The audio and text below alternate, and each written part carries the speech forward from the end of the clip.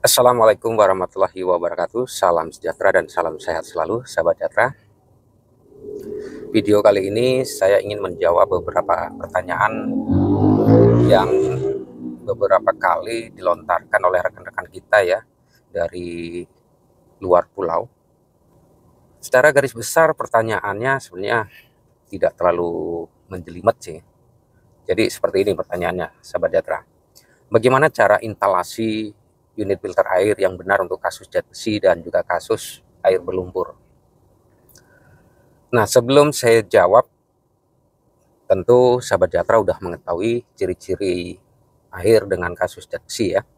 Secara simpel dan mudah dapat dikenali, di mana di lantai meninggalkan bercak berwarna kecoklatan maupun berwarna kehitaman.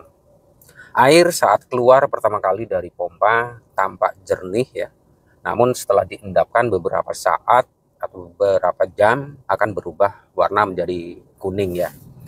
Air meninggalkan endapan juga terdapat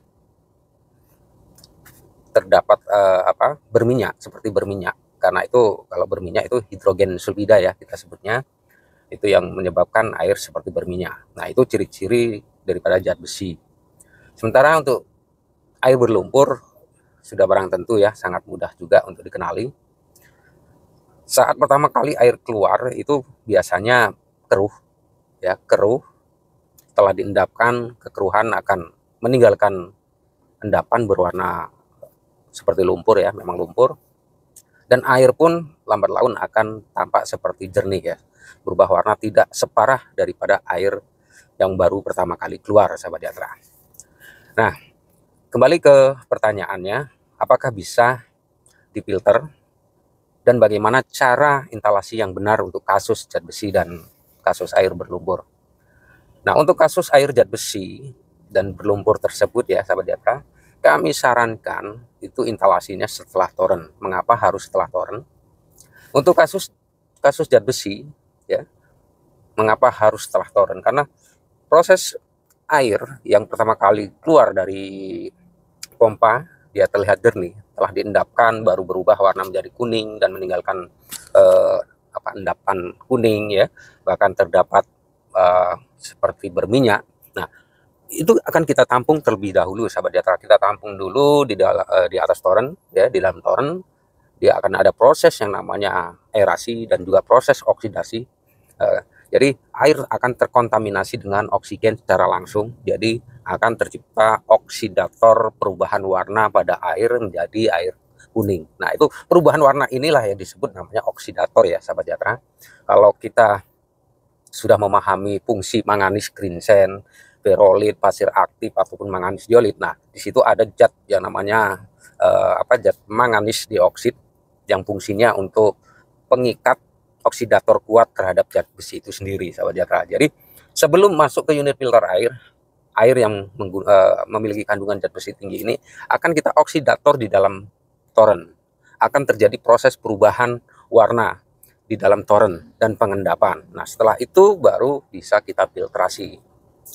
Ini menurut saya sangat ideal untuk kita terapkan di instalasi kasus zat besi ya, sahabat Jatra. Karena kalau kita pasang langsung unit filter air langsung dari pompa sumur masuk ke filter dan di toren sudah bersih, ini kemungkinan berhasil itu sangat kecil, sahabat Jatra. Bukan berarti tidak bisa, karena sebenarnya karakter zat besi di suatu daerah, suatu tempat itu akan tidak sama, sahabat Jatra. Jadi ada yang bisa langsung kita instalasi di pompa air langsung ya, ada yang tidak bisa, harus menerapkan sistem instalasi setelah toren. Jadi pendapat kami ya, sebaiknya instalasi tetap menggunakan instalasi sistem setelah toren apapun itu, karena terjadi prosesnya oksidasi dan perubahan warna serta pengendapan akan dapat memaksimalkan proses filtrasi itu sendiri, sahabat Jatra. Nah, untuk kasus zat besi berlumpur, untuk kasus berlumpur pun sama. Jika sahabat Jatra paksakan instalasinya langsung dari pompa masuk ke filter, itu kemungkinan berhasilnya pun kecil. Mengapa? Karena lumpur ini gampang sekali menutup pori-pori karena dia diserap, tersaring ya. Beda dengan kasus zat besi. Kalau zat besi dengan menggunakan media yang khusus untuk mengatasi zat besi, itu medianya bukan menyaring, bukan menyerap, tapi mengikat zat besi itu sendiri sehingga mudah untuk dioksidator. Sementara kalau lumpur dia bukan mengikat, tapi dia tersaring, ya, terserap di media yang memiliki pori-pori atau tumpukan-tumpukan granular daripada media itu sendiri, sehingga timbulnya pori-pori media yang kita gunakan itu tertutup dan menimbulkan proses filtrasi tidak maksimal.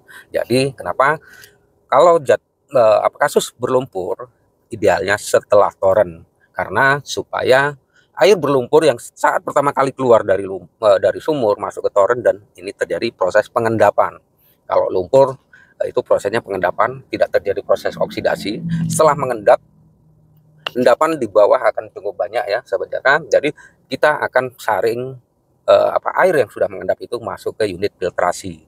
Jadi seperti itu sahabat jatra. Jadi untuk kasus zat besi dan berlumpur ideal, sangat ideal, kita sarankan untuk hasil yang maksimal dan untuk kebutuhan jangka panjang instalasinya setelah toren sahabat jatra. Jangan dipaksakan langsung dari pompa sumur, itu akan kecil kemungkinan akan berhasil ya sahabat jatra. Nah, untuk mendukung proses instalasi itu bukan hanya sistemnya saja, tapi juga harus didukung dengan media, penggunaan media. Untuk penggunaan media zat besi tinggi, sesuaikanlah dengan kondisi airnya ya, yang akan kita saring. Jadi komposisinya tentu sahabat jatra bisa tentukan sendiri, apa harus menggunakan manganis crimson, atau menggunakan perolit, atau pasir aktif, ataupun manganis diolit, itu sama sahabat jatra. Nah, komposisi kedua yakni bisa menggunakan karbon aktif, dan juga komposisi ketiga silika, di mana fungsi masing-masing media tersebut ada fungsi kinerjanya sendiri, di mana manganis crimson untuk oksidator, pengikat zat besi, sementara untuk daya resap dan daya penyaringannya itu ada di manganis karbon aktif ya. Untuk silika itu hanya untuk sebagai penyaring partikel padat seperti lumpur ataupun pasir yang terbawa, dan kebutuhan silika pun sebenarnya tidak banyak ya. Yang kita butuhkan lebih banyak itu adalah manganis crimson dan juga karbon aktifnya. Untuk kasus berlumpur, air berlumpur, nah ini sahabat jatra bisa komposisikan antara media karbon aktif dan pasir silika sahabat jatra. Nah, ini dua media ini bisa sahabat jatra komposisikan dengan kuantiti yang cukup banyak ya. Untuk manganis sendiri sebenarnya tidak terlalu diperlukan untuk kasus berlumpur, karena apa?